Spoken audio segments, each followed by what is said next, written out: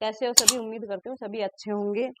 देखिए, हमने कल जैन साहित्य के बारे में पढ़ा था और जैन साहित्य का समय पढ़ा था हम लोगों ने, और जैन साहित्य किन किन राजवंशों के आश्रय में रहा था, और दूसरा हमारे किस क्षेत्र में, जैसे काठियावाड़ वगैरह मैंने आप लोगों को बताया था। ठीक है, और कुछ विशेषताएं हम लोगों ने पढ़ी थी। तो अब हम आगे चलते हैं, कुछ विशेषताएं हमारी जैन साहित्य की रह गई है, उनके ऊपर हम चर्चा करेंगे, और उसके बाद कुछ विशेषताएं रह गई वो पढ़ते हैं, और उसके बाद फिर हम जैन साहित्य के रचनाकारों को पढ़ेंगे। और हमारी पीछे की वीडियो अगर आप लोगों ने नहीं देखी है तो पीछे की वीडियो प्लीज आप देख लीजिए। आपको पूरा इतिहास जो हम पढ़ा रहे हैं क्रम वाइज आपको अच्छे से समझ आ जाएगा। ठीक है, देखिए अब चलते हैं। जो जैन साहित्य है, 19 सरयू काव्यों में जैन महापुरुषों के विस्तृत चरित्र लिखे हैं। किसमें लिखे हैं? सरयू में। सरयू में क्या मिलते हैं? जैन जो महापुरुष थे ना, उनके चरित्र मिलते हैं। और इतिहास प्रसिद्ध आख्यानों और पौराणिक आख्यानों को भी जैन साहित्य के रंग में रंगकर प्रस्तुत किया गया है। मतलब जो जैन जो साहित्य है ना, उसके अंदर जो पौराणिक आख्यान थे, जैसे राम कथा, कृष्ण कथा, उनको भी यदि इसमें जैन साहित्य में लिखा गया है तो उनको जैन धर्म के सिद्धांतों के अनुसार उनको प्रस्तुत किया गया है। ठीक है, अब आगे देखते हैं कि अपभ्रंश भाषा में लिखे गए राम और कृष्ण काव्य। ये अपभ्रंश भाषा किसके लिए आया है? यहाँ पे जैन साहित्य के लिए। जैन साहित्य, क्योंकि जैन साहित्य किस में लिखा गया था? अपभ्रंश में। तो अपभ्रंश में लिखे गए राम और कृष्ण काव्य में धार्मिकता का इतना गहरा पुट आ गया कि ब्राह्मणवादी मतलब वाल्मीकि और ये जो तुलसी जी द्वारा जो राम कथाएं लिखी गई उनके बारे में कहा गया है। जो हम मूल रूप से जो महाभारत है और तुलसी रामचरितमानस है, उसके बारे में ब्राह्मणवादी कहा गया है कि ब्राह्मणवादी राम कथा और कृष्ण कथा, इनका कोई सामंजस्य स्थापित नहीं होता। सामंजस्य स्थापित नहीं होता मतलब कि जो हमारे राम की जो माता हमारी कौशल्या है, लेकिन जो जैन साहित्य है ना, उसके अंदर कौशल्या को ना बता के सुबला को बताया गया है। और दूसरा, हमारे जो सीता माता है, राम की सिर्फ एक ही पत्नी थी, सीता माता, लेकिन अपभ्रंश में जो जैन साहित्य मिलता है ना, उसके अनुसार राम की भी 8 पत्नियां बताई गई हैं। और जो रावण की जो पत्नी थी मंदोदरी, तो उसको सीता की माता बताया गया है। इस प्रकार मतलब सामंजस्य स्थापित नहीं होता। जो ब्राह्मणवादी जो राम कथा या कृष्ण कथाएं हैं और जो जैनों के द्वारा जो लिखी गई है उसके अंदर देखिए, जैसे कि देखिए यहाँ पे बता भी रखा है कि जो पुष्पदंत द्वारा जो लिखी गई है राम कथा, उसमें राम की माता का नाम क्या बताया? सुबला। और राम के कितनी पत्नियां? 8 पत्नियां बताई गई हैं। सीता की माता का नाम क्या है? मंदोदरी। जो ये किसकी पत्नी थी? रावण की पत्नी थी। इसको किसकी? सीता की माता बताया गया है। और केकई के पुत्र लक्ष्मण, बल्कि केकई का पुत्र कौन था? भरत। ठीक है, और लक्ष्मण ने बाली और रावण को मारा। और मारा किसने था? हमारे अनुसार जो ब्राह्मणवादी राम कथा है उनके अनुसार राम ने। ठीक है, तो ये इस प्रकार इसमें सामंजस्य स्थापित नहीं होता है। आगे देखते हैं कि जो ये जैन रचनाकारों ने कृष्ण की जो कथा कही है ना, और जो महाभारत की, उसको किस नाम से लिखा है? हरिवंश पुराण। कृष्ण कथा जो महाभारत की कही है, उन्होंने जैन रचनाकारों ने क्या नाम दिया है? हरिवंश पुराण दिया है।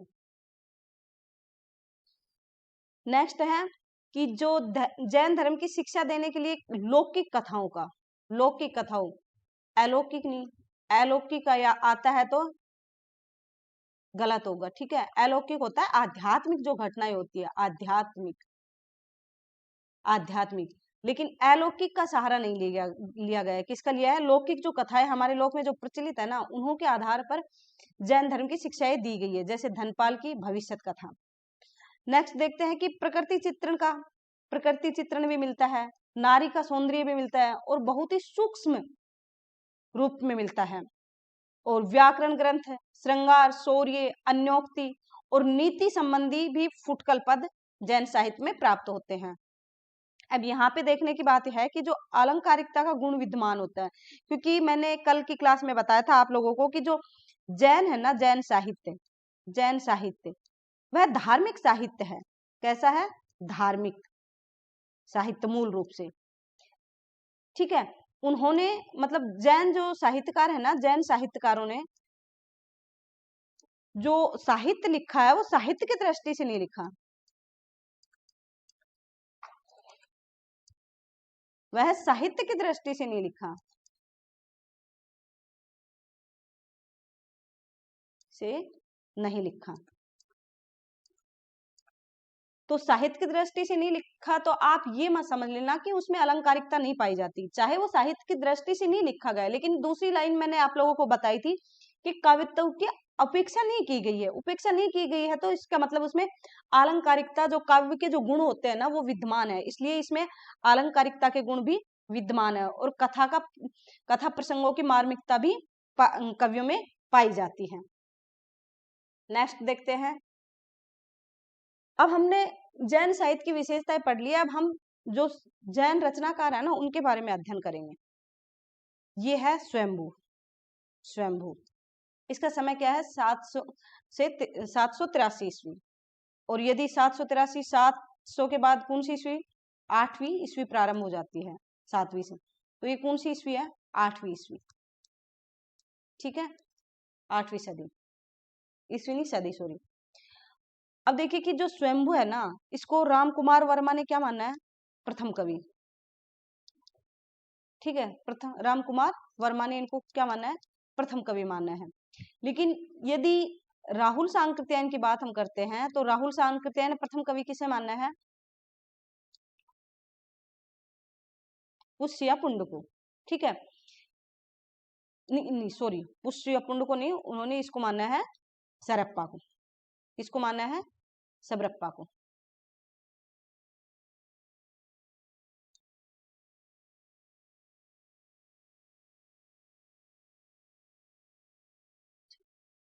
सरप्पा को पहला कवि माना है।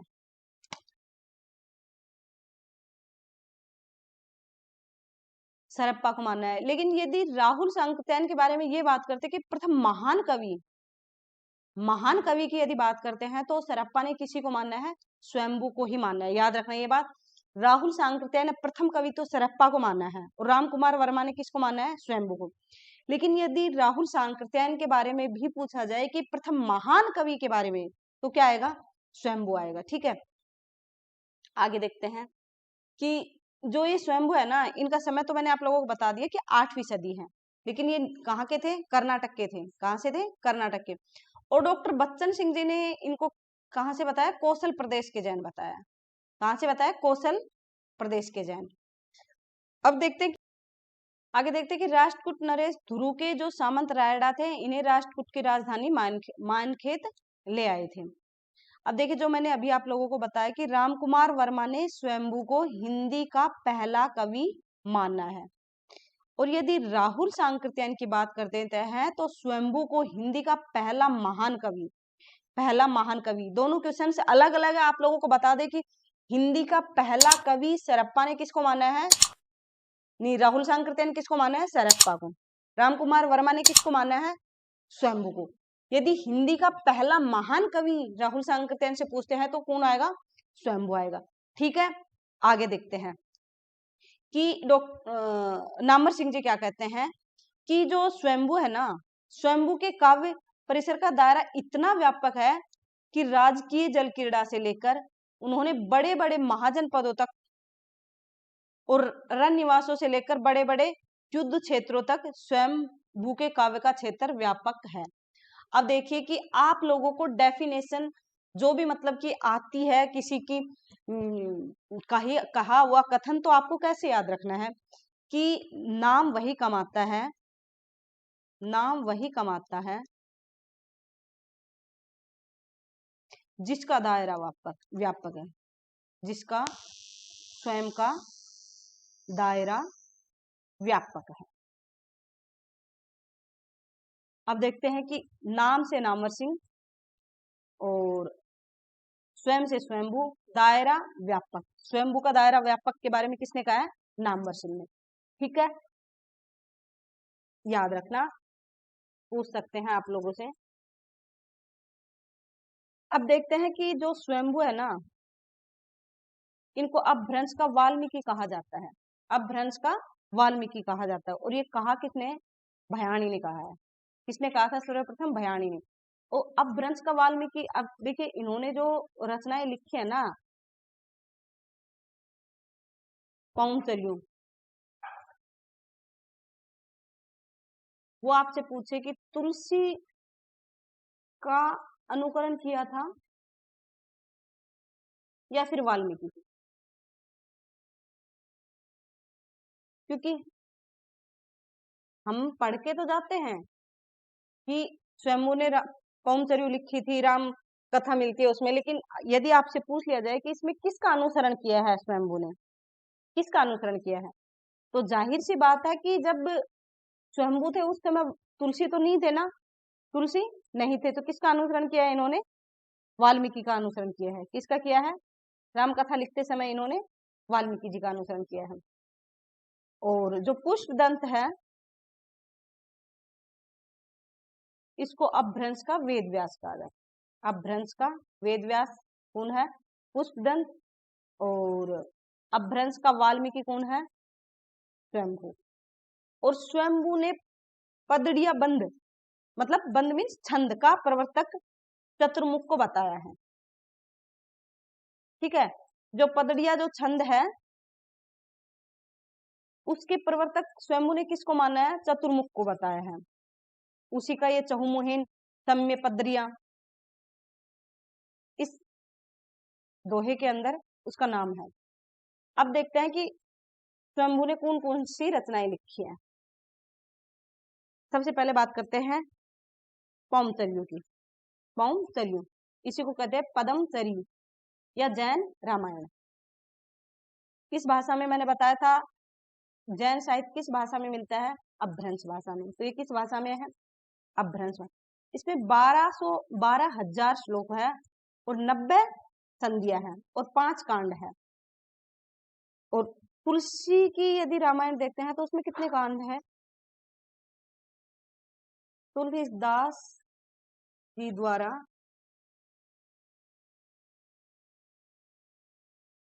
रचित रामचरितमानस में कितने कांड है? 7 कांड है।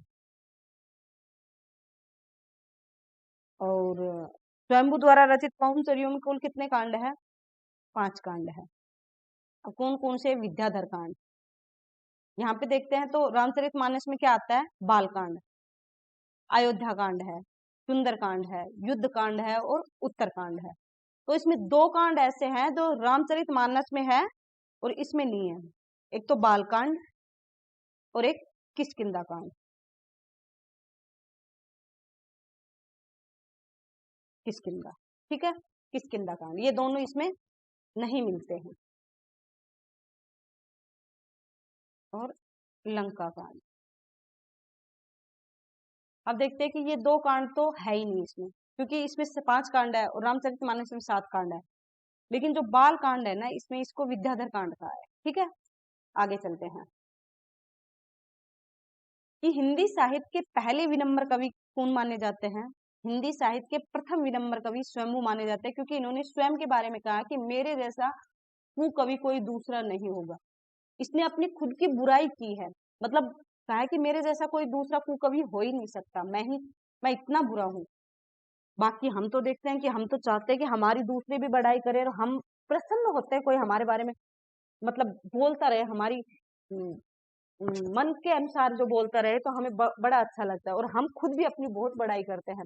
लेकिन विनम्र वही होगा जो अपनी बड़ाई ना करके अपनी खुद की बुराई करेगा। तो आज से आप लोग भी शुरू कर दीजिए अपनी, अगर आप विनम्र बनना चाहते हैं तो अपनी बुराई करना शुरू कर दीजिए, तो आप भी विनम्र हो जाओगे। ठीक है, चलो ये तो ऐसे ही हो गई। चलो अब आगे चलते हैं कि इनके जो पुत्र है ना, त्रिभुवन शंभू ने इन्हें पूरा किया था। किसको? जो पवनचर्यु जो अधूरा रह गया था, इसको किसने पूरा किया था? इसके पुत्र त्रिभुवन ने, त्रिभुवन ने पूरा किया था। अब देखिए कि जो पवनचर्यु है ना, वो किस किसने लिखी है? पवनचर्यु तो किसने लिखी है? स्वयंभू ने। किसने लिखी है? स्वयंभू ने। ठीक है, और पौंचर्यू में यदि मैं लगा देते हैं ना, मैं, तो ये किसकी है?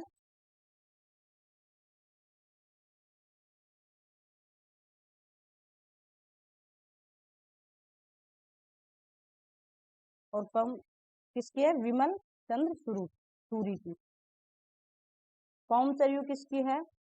पौमचर्यु स्वयंभू पौमचर्यु में, यदि मैं पीछे लग जाता है तो वो किसकी है? विमल चंद्र सूरी की। मैं होता है मन का प्रतीक, मैं मन, और मन होता है विमल। ठीक है, तो मैं पीछे पौमचर्यु के पीछे आ गया तो विमल हो गया मन, और पौमचर्यु किसकी हो गई? विमल चंद्र सूरी की। सूरी, सूरी नहीं है ये, सूरी। और पौमचर्यु किसकी है? स्वयंभू की। ठीक है, आगे देखते हैं। नेक्स्ट पुस्तक इनकी कौन सी है? रिठनेमी चर्यु, जिसे अरिष्टनेमी चरित्र भी कहते हैं, और इसे ही हरिवंश पुराण कहते हैं। हरिवंश पुराण में किसका वर्णन मिलता है? क्षण कथा व महाभारत। बताया था महाभारत और कृष्ण कथा से जो प्रसंग लिए गए हैं उनके आधार पे क्या लिखा गया है? हरिवंश पुराण। हरिवंश पुराण, तो इसमें किसका वह है? नाम से पता होगा आपको, इसमें कृष्ण कथा का वर्णित की गई है। और बच्चन सिंह जी इसके बारे में कहते हैं कि इनकी काव्य दृष्टि समुद्र की तरह गहरी और आकाश में प्रसारित मेघ नाल की तरह व्यापक है। ये किसने कहा है? बच्चन सिंह जी ने कहा है, स्वयंभू के लिए। अब देखते हैं कि थोड़ी देर पहले हम लोगों ने क्या किसके बारे में पढ़ा था? नामवर सिंह जी के बारे में। नामवर सिंह जी के बारे में उन्होंने क्या कहा था? नामवर सिंह जी ने कि स्वयंभू के काव्य परिसर का दायरा इतना व्यापक है कि उसमें राजकीय जलक्रीड़ा से लेके और महाजनपदों, रण निवासों से लेकर बड़े बड़े युद्धों तक का वर्णन मिलता है। ये बात किसने कही थी? नामवर सिंह जी ने। और बच्चन सिंह जी ने क्या कहा कि समुद्र की तरह गहरी, समुद्र की तरह गहरी, और समुद्र जो जितना गहरा होता है ना वो उतना ही बच्चे का स्वभाव गहरा होता है, किसी के प्रति किसी छल का भाव नहीं होता। इसलिए बच्चन सिंह जी ने किसको कहा है? समुद्र की तरह गहरी कहा है स्वयंभू के काव्यत्व को। ठीक है, नेक्स्ट चलते हैं। नेक्स्ट रचना है इनकी स्वयंभू की नय कुमार सरयू, इसी को नाग कुमार सरयू कहते हैं। नाग कुमार सरयू और पंचिम सरयू भी इसी को कहते हैं। ठीक है, अब देखते हैं कि नय कुमार सरयू नाम से पुष्पदंत ने भी लिखे हैं और स्वयंभू ने भी, लेकिन यदि पूछी जाती है दोनों ऑप्शन में आते हैं तो हम पुष्पदंत की, क्योंकि पुष्पदंत की रचना ही प्रसिद्ध है। एक है स्वयंभू खंड, ये भी इनकी स्वयंभू की रचना है। नेक्स्ट देखते हैं कि हिंदी साहित्य के आदिकाल में सर्वप्रथम कड़वक बद्ध शैली दोहा और चौपाई से निर्मित होती है, उसका प्रयोग सबसे पहले किसने किया था? स्वयंभू ने किया था। स्वयंभू हमारा इतना ही काफी है एग्जाम की दृष्टि से। आगे हम पढ़ते हैं पुष्पदंत को। पुष्पदंत को इसकी समय क्या है? 10वीं शताब्दी, 10वीं सदी। और स्वयंभू का क्या बताया था मैंने? 8वीं सदी। ठीक है, क्रम से भी लगवा सकते हैं तो आप ध्यान रखना थोड़ा। और इनकी 3 उपाधियां हैं। इन्होंने स्वयं को अभिमान में रुकाया, काव्य रत्नाकर और कवि कुल तिलक। ठीक है, देखते हैं कि जैन साहित्य के अत्यंत प्रसिद्ध महाकवि कौन है? यदि जैन साहित्य के अत्यंत प्रसिद्ध महाकवि की यदि बात करते हैं तो स्वयंभू है, सॉरी पुष्पदंत है। और यदि राहुल सांकृत्यायन ने किसी को महान कवि कहा है तो वो किसको कहा है? किसको कहा है? स्वयंभू को। ठीक है, और जैन साहित्य के अनुसार हिंदी के लिए है ये तो महान कवि, और यदि जैन साहित्य के अनुसार देखते हैं तो प्रसिद्ध महाकवि किसे माना गया है? पुष्पदंत को। पुष्पदंत। अब नय कुमार सरयू है, इसी को नाग कुमार सरयू कहते हैं। इसमें इन्होंने अपने माता पिता व संप्रदाय की जानकारी दी है। ये क्वेश्चन बहुत अच्छा बनने वाला है कि पुष्पदंत ने अपनी किस रचना के अंतर्गत अपने स्वयं के बारे में और अपने संप्रदाय के बारे में जानकारी प्राप्त होती है। ठीक है, तो ये किस में मिलता है? नय कुमार सरयू के, उसी को नाग कुमार सरयू कहते हैं, नाग कुमार सरयू। और प्रारंभ में ये क्या थे? शैव धर्म को मानने वाले थे, फिर ये जैन हो गए थे। पुष्पदंत शुरू में किस धर्म को मानने वाले थे? शैव धर्म के अनुसार, और बाद में ये क्या हो गए थे? जैन हो गए थे। और इनके पिता का नाम केशव भट्ट बताया गया है और माता मुग्धा देवी। ये तो ध्यान रखने की ऐसी कोई बात नहीं है। आगे देखते हैं कि ये उत्तर भारत के निवासी थे। कहाँ के निवासी थे? उत्तर भारत के। और इनकी भाषा क्या थी? ब्राह्द अपभ्रंश। अपभ्रंश तो थी लेकिन कौन सी थी? ब्राह्द अपभ्रंश। उत्तर भारत में चलती है ब्राह्द अपभ्रंश। तो इसमें, और यदि हम स्वयंभू की यदि बात करते हैं तो वो कहाँ के थे? कर्नाटक के। कहाँ के थे? कर्नाटक के। और ये कहाँ से थे? उत्तर भारत से इनका संबंध था। भयाणी ने इनको अपभ्रंश का वेद व्यास कहा है। ठीक है, नेक्स्ट देखते हैं। पुष्पदंत को अपभ्रंश का भारवी, अपभ्रंश का माघ और अपभ्रंश का कालिदास भी कहा जाता है। भारवी, माघ और कालिदास किसको कहा जाता है? पुष्पदंत को। ये राष्ट्रकूट नरेश कृष्ण तृतीय के महात्म्य, भरत व भरत के पुत्र नंद के आश्रय में अपना काव्य इन्होंने लिखा था। और यदि ध्रुव की बात करते हैं, ध्रुव राष्ट्रकूट नरेश, उससे किसका संबंध है? अभी हमने पढ़ा था स्वयंभू का। ठीक है, और कृष्ण तृतीय से राष्ट्रकूट से किसका संबंध है? पुष्पदंत का। इनकी रचनाएं हम देखते हैं तो इनकी रचनाएं हैं तिष्टि महापुरुष, गुणालंकार, और इसी को दूसरा क्या नाम है? महापुराण। ये महापुराण दो भागों में बटा हुआ है। एक तो आदि पुराण और दूसरा क्या है? उत्तर पुराण। उत्तर पुराण है, इसके अंदर राम कथा का वर्णन मिलता है। और राम कथा को लिखने में इन्होंने किसका? गुणभद्र की जो संस्कृत है ना उत्तर पुराण, उसका अनुकरण किया है। और स्वयंभू ने किसका अनुकरण किया है? वाल्मीकि का। किसका अनुकरण किया है? वाल्मीकि का। और पुष्पदंत ने किसका किया है? गुणभद्र की उत्तर पुराण का, राम कथा के लिए। और हरिवंश पुराण जो है, इसमें आदि पुराण को ही हरिवंश पुराण कहा गया है। और इसमें किसका वर्णन मिलता है? कृष्ण कथा का वर्णन मिलता है। आगे देखते हैं, नय कुमार सरयू या नाग कुमार सरयू, यह एक खंड काव्य है।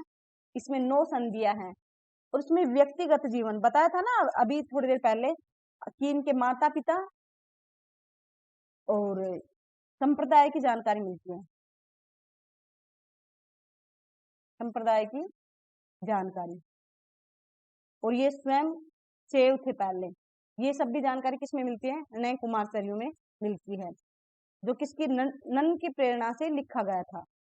ठीक है, नेक्स्ट रचना है इनकी जस हरिचर्यू, या इसी को कहा जाता है जशोधर चरित।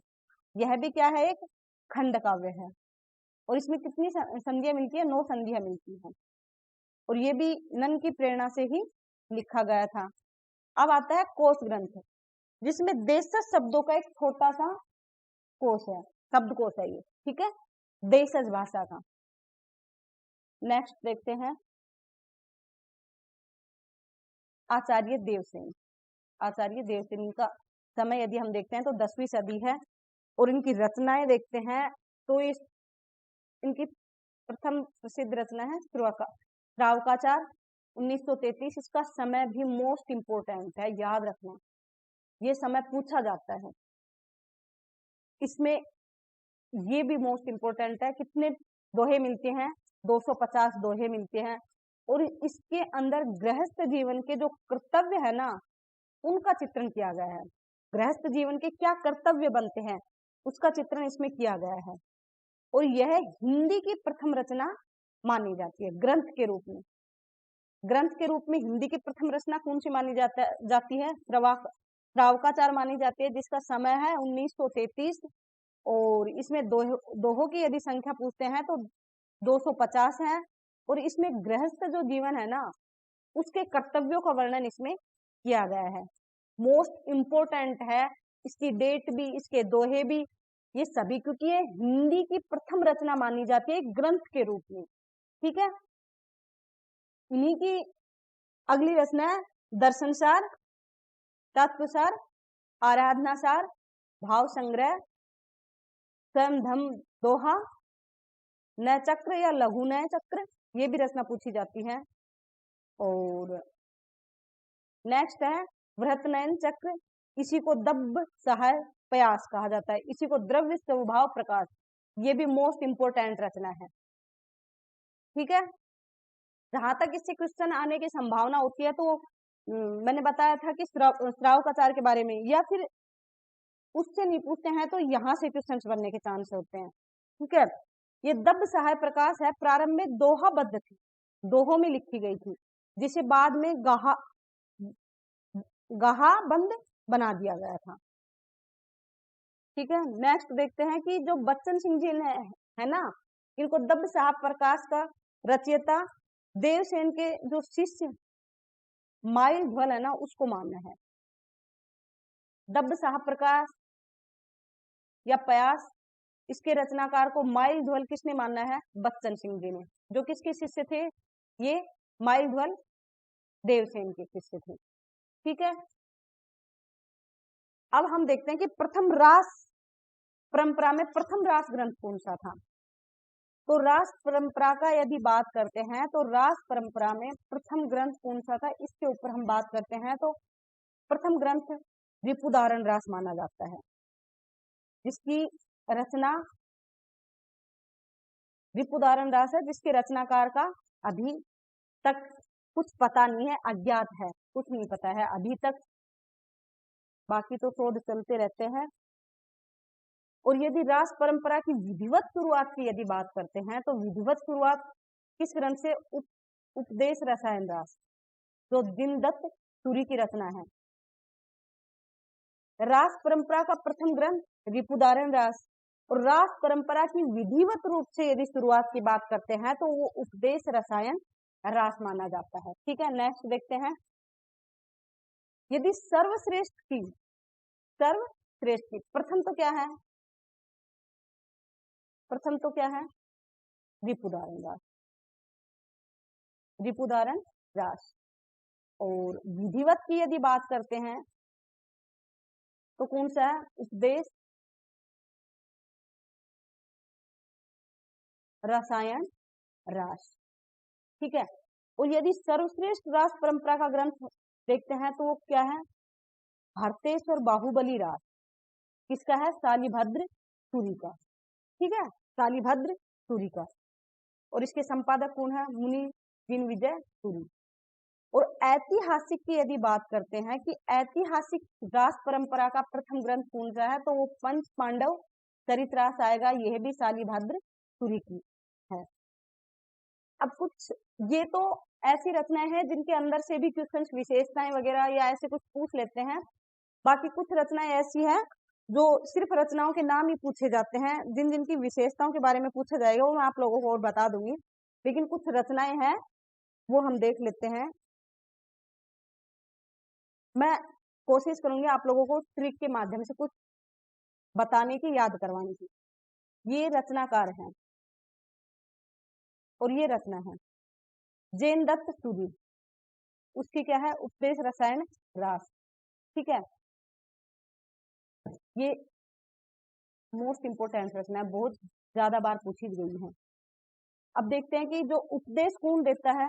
जो जिंद होते हैं ना, जिंद, वो देते हैं उपदेश। और जीन धर्मसूरी, धर्म होता है ना, बहुत स्थूल चीज है, लेकिन इसके ऊपर कितने ही लोग मतलब ये दंगे फसाद करवा देते हैं। तो धर्म स्थूली भद्र रास। विजय सेन सूरी रेवंत गिरी रास। अब गिरी के ऊपर जो रहेगा ना, गिरी में पर्वत होता है, गिरी के ऊपर रहेगा उसी की विजय होगी। विमल चंद्र सूरी का मैंने बताया था कि पौम चरी में मैं जो लगा होता है ना, मैं मन का प्रतीक है, मन विमल होता है, मतलब स्वच्छ होता है। विनय चंद्र सूरी, विनय, नाथ जो होते हैं ना, नाम के जो नाथ होते हैं उनसे अनुनय विनय किया जाता है, क्योंकि वो चापलूसी के ही वो होते हैं, इसलिए उनसे अनुनय विनय करके हम अपना काम निकलवा लेते हैं। ठीक है, ये थोड़ा मैंने ट्रिक के माध्यम से 2-3 बार आप सुनोगे तो आपको याद हो जाएगा। नेक्स्ट देखते हैं, जो नेमिनाथ चौपई पहली रचना है जिसमें पहली बार 12 मासा का वर्णन मिलता है। 12 मासा का पहली बार वर्णन किसमें मिलता है? नेमिनाथ चौपई में। ये नेमिनाथ चौपई किसकी है? विनय चंद्र सूरी की। ठीक है। और यदि पहली बार बारहमासा वर्णन का विस्तृत वर्णन की यदि बात करते हैं ना, तो वो किस में मिलता है, बताइए। पहली बार विस्तृत वर्णन कहाँ मिलता है, व्यापक ढंग से यदि, वो पृथ्वीराज रासों में। किसमें मिलता है, पृथ्वीराज रासों में। और हिंदी में यदि बात करते हैं तो वो किसमें मिलता है, बीसल देव रासों में, बीसल देव रासों में। और मार्मिक ढंग की यदि बात करते हैं तो वो किसमें मिलता है, पद्मावती। किसमें मिलता है, सॉरी, पद्मावती।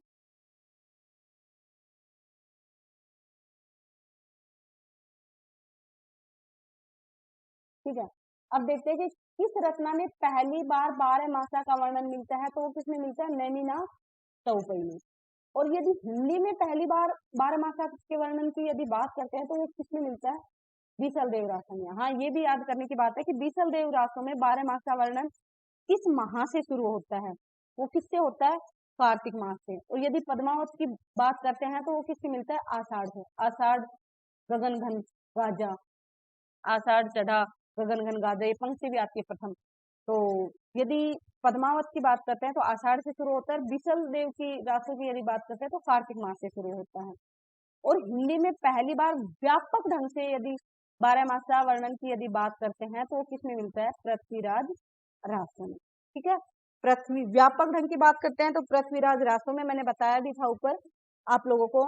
और मार्मिक ढंग की यदि बात करते हैं तो पद्मावत में मिलता है। और यदि पहली बार हिंदी में बारहमासा की बात करते हैं तो बीसल देव रासों में मिलता है। और वैसे ही नॉर्मली यदि बात करते हैं कि पहली बार बारहमासा का वर्णन मिलता कहाँ पे है, तो नेमिनाथ चौपाई में मिलता है। ठीक है। व्यापक एवं मार्मिक ढंग से बारहमासा किस हिंदी रचना में प्राप्त होता है, वो होता है पद्मावत में और आषाढ़ मास से। ठीक है। ये दोनों क्वेश्चन भी आप लोगों को याद करने हैं। कार्तिक मास मोस्ट इंपोर्टेंट है, और ये आषाढ़। ठीक है। सारे क्वेश्चंस बहुत अच्छे हैं, पूछे जाते हैं।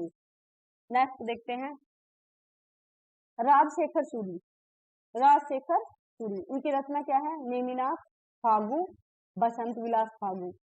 इधर है हरिभद्र सूरी, ये है नेमिनाथ सरयू और धूर्ताख्यान, ये रचना भी पूछी गई है। जस हरिचर्यों और ललित विस्तरा। आगे है सुमति मुनि, इनकी रचना है नेमिनाथ रास। और विनय चंद्र सूरी, इनकी रचना है नेमिनाथ चौपई या चौपई। ठीक है। अब कुछ और रचनाएं हैं आप लोगों को मैं बता दूं।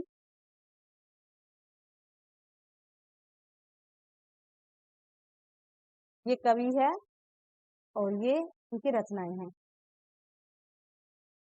अब आता है कल्हण, और इधर इनकी रचना है क्या है, आबू। अब देखिए मैं आप लोगों को थोड़ा सा ट्रिक बताती हूँ। कल आबू चलेंगे, कल आबू, आबू पर्वत है ना राजस्थान में, आबू चलेंगे। तो कल्हण की क्या है, आबू रास। और दल्हन की क्या है, गया सुकुमाल रास। तो ये दाल लेने गया, दाल लेने गया। दल्हन की गया से गए सुकुमाल रास। ठीक है। और कल्हण की क्या है, आबू रास। पहले आबू, पहले आबू, पहले आबू। अब ये तो है नहीं कि दोनों ही आबू से जुड़ी हुई रचनाएं आएगी, दोनों में पल्हण और दल्हन आएगा, ये तो होगा नहीं। ठीक है। और जल्हन के बारे में क्या है, बुद्धि राशि, ये तो सभी को याद होगी, जल्दी बुद्धि आ गई, जल्दी बुद्धि। ठीक है। रल्ह कवि की है विंदत सूरी, और साली भद्र सूरी की बुद्धि रास। ये भी सभी को याद होनी चाहिए रचनाएं। तो नेक्स्ट देखते हैं, अन्य चर्चित जो रचनाएं है ना वो और देख लेते हैं। प्रज्ञा तिलक की कथुली रास, प्रज्ञा तिलक की कथुली रास। जो तिलक निकालते हैं ना तो छोटी सी कथुली हाथ में रहती है, उसमें से लेके और तिलक लगाते हैं, टीका लगाते हैं। ठीक है। याद करवाने के लिए मैं थोड़ा आप लोगों को हिंट दे रही हूँ, बाकी आप सब अपने तरीके से याद कर लीजिए। आशबू जो कवि है, इनकी चंदन बाला रास है, एक है जीवदया रास। और जो चंदन बाला रास है ना, इसके जो 35 खंड मिलते हैं इसमें, और ये सुंदर लघु खंड काव्य है। क्या है? सुंदर लघु खंड काव्य। ये 12वीं में जालोर में लिखी गई थी, 12वीं ईस्वी में जालोर में लिखी गई थी। और देखते हैं कि इसमें ना मतलब ये जो है ये चंपा नगरी है ना, चंदन बाला रास, इसमें चंपा नगरी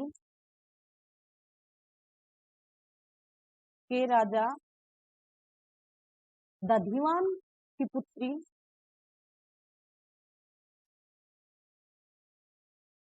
दधिवान दधिवाहन की पुत्री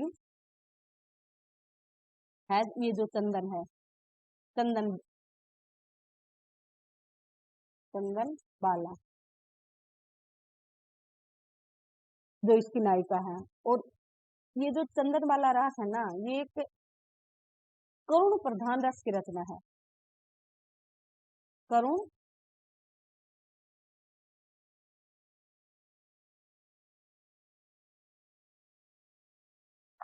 करुण प्रधान रचना है, करुण रस प्रधान। ठीक है, नेक्स्ट देखते हैं।